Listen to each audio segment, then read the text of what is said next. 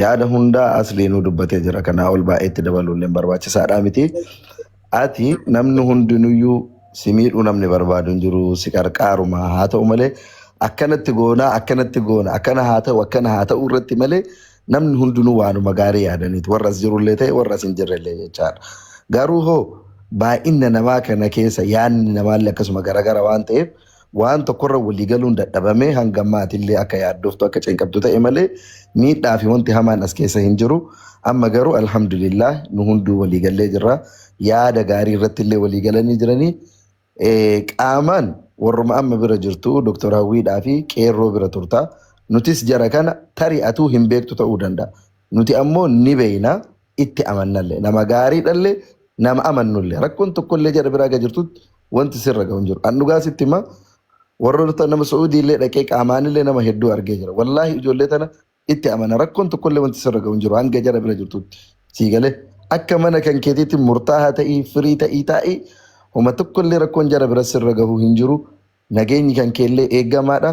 Waan barbaachisu ammoo qeerroon mucaan ati bira jirtuu fi maakiin waliin mari'atanii ummatatti gadaa baasanii ummanni ammoo karaa barbaachisuun si waliin dhaabatuuf qophiidha.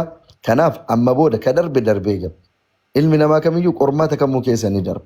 Siigalee atis akkuma ilma namaa kamuu qormaatamte qormaanni siif jecha qofa kophatti uumamu hin jiru. Homa namni kamuu qormaatamu homa dhalli shamara Oromoo kamuu keessa dabarte homa namni biyya Arabaa keessa darbu keessa dabarte as keessa. Maasha Allah ati haganayyuu miidiyaa qabdaaf dhageessii qabdaaf ummanni illee si dhagahee si wajjin dhaabata. Miskiina meeqatu jira ka yoona sagalee hin qabne ka haga kan kee miidiyaa irratti qilxifinnaa hin qabne ka rakkoo ofiitu gabbaafattee himatu sodaattu hedduutu jira. Jara sana laaluu qabda. Atarra waa hunda keessa dabartee dhara Oromoo bira mana ilma Oromoo mana intala Oromoo mana nama keetii jirta. Kanaafiyyuu kana booda kan darbe darbee jira. Ka dura darbeef nullee si dhiphisuu keetiif waa'ee kan kee irra wal dhabnee si furmaata godhuu dhabuu keenyaaf akka hawaasaatitti dhiifama siin jenna.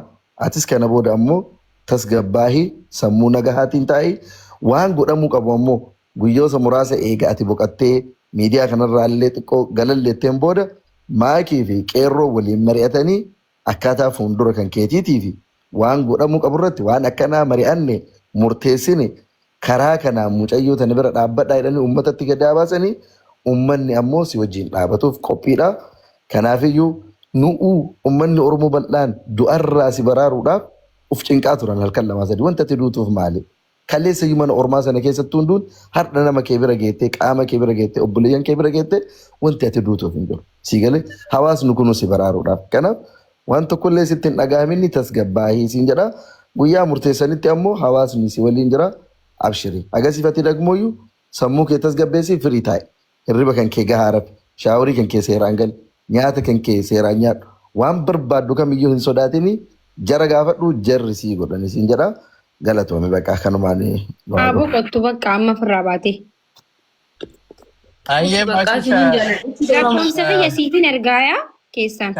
Yaada tokko dabalaa. Carraa kiyya nama hedduu fudhate masa keessa seenee ukkamame. Yaada fixxaniyyuu ani waan haareen ani dubbadhu hin jiru jalqaba isimatti dubbachuu barbaade waan yaada kiyya. Gabaabumatti waan naan jechuu barbaade mucayyoon tun hedduu galaana nyaattan akka nama tokkootti namni hedduu leentu dadhabeera. Yoon Oromoon si gatte illee nu amma Maariqoos iluu taane iqaamaati ilaaltuuf nama muraasaa nu siibinna waan ta'eef san akkasitti abdadhu jedhaan jedhee ture.